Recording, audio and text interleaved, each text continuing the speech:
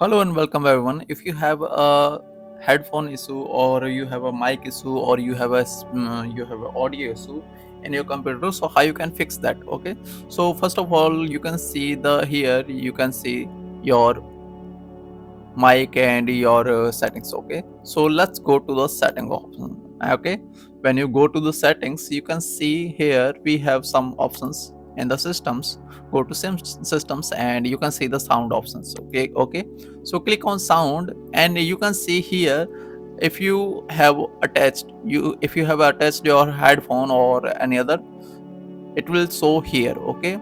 So you can see I haven't activate my operating system, that's why I don't have maximum others option. Okay.